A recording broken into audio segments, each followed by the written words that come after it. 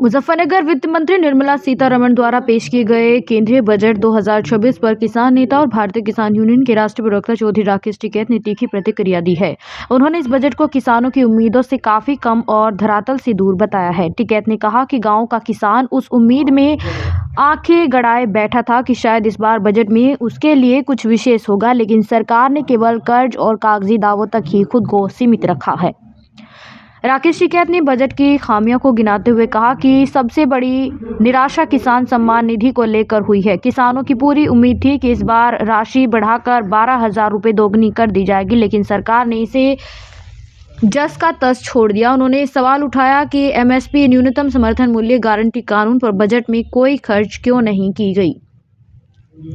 टिकैत के अनुसार जब तक फसलों के दाम की कानूनी गारंटी नहीं मिलेगी, किसान का भला नहीं हो सकता। बजट में पहाड़ी क्षेत्रों के किसानों के लिए अखरोट और चंदन की खेती पर की गई चर्चा को उन्होंने केवल चुनिंदा लोगों तक सीमित बताया। उन्होंने कहा कि कश्मीर के सेब किसान, दक्षिण के नारियल किसान और उत्तर भारत के गन्ना व गेहूं किसान आज भी भारी नुकसान में हैं। उन्होंने जलभराव की समस्या का जिक्र करते हुए कहा कि दिल्ली का गंदा पानी पंजाब और पाकिस्तान की सीमा तक फसलों को बर्बाद कर रहा है, लेकिन बजट में इन गंभीर पर्यावरण और कृषि संकटों के समाधान के लिए ठोस प्रावधान नहीं लिखे।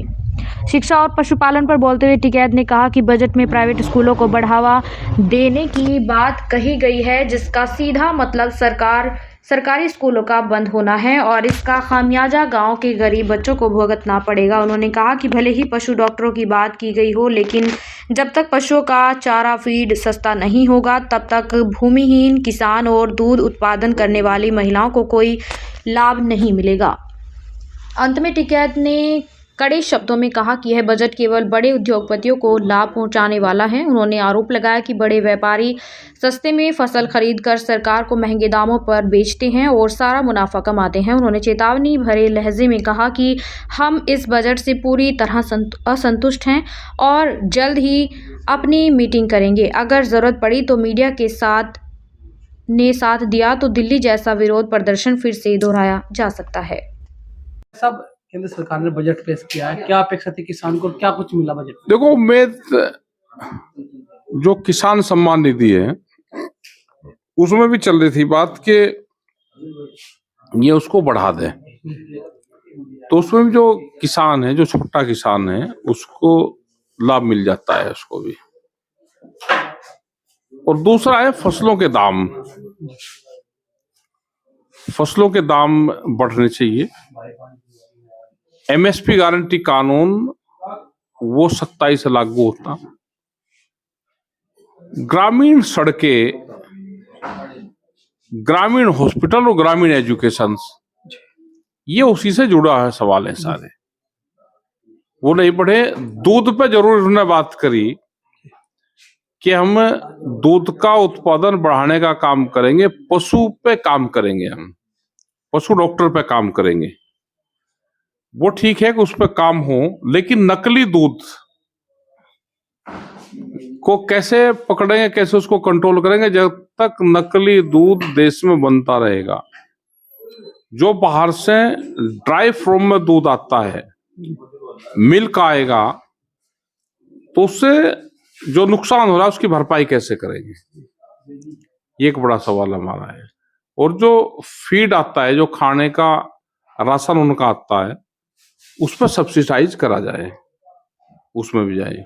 जो बजट सरकार ने पेश किया है, किसानों को कुछ मिला है या नहीं? सिर्फ बजट में जो पैसे का तो उन्होंने करा कि कृषि बजट बढ़ाया है, अब देखना पड़ा कितना बढ़ाया, लेकिन वो लगागा कहाँ? वो स्मॉल इंडस्ट्रीज को जाएगा, जो एग्री बेस्ड इंडस्ट्रीज है, जो फूड प्रोसेसिंग यूनिट है, उनको भी कृषि बजट में से ही पैसा जाता है। क्या छोटी जो इंडस्ट्रीज गांव में हमारे किसान, जो हमारे नौजवान भी लगाते हैं, जो छोटा उद्योग धंधे करने वाले लोग लगाते हैं, क्या उनको उसका बेनिफिट होता है? जो खाद जो मिलता था किसान, उसमें भी कुछ छूट मिली? छूट उसमें कुछ नहीं मिली। वो तो 40 किलो का कट्टा कर दिया, उसमें कोई छूट नहीं मिली। और रेट ऐसे ही है, किसान सम्मान निधि बढ़ाई गई है, नहीं बढ़ाई गई, कुछ नहीं उसमें भी कुछ नहीं वो 6,000 रुपये ही है। वो उम्मीद थी कि 12,000 रुपये उसके करेंगे, महंगाई के हिसाब से उसको बढ़ना चाहिए था, नहीं बढ़ा। आपने जो मांगे की थी कुछ उसमें पूरी हुई? मांग तो हम हर साल लिख कर देते हैं, वो तो हमारा हक है, उसकी वो करते हैं हम डिमांड, वो नहीं ज्यादा कुछ हुई। नकली बीज पर कोई कानून आया है? ये बीज कानून जो आवेगा तो शायद उसमें ये बात कर रहे होंगे, लेकिन हम उसका भी विरोध कर रहे, क्योंकि उसमें कंपनी राज ज्यादा आएगा।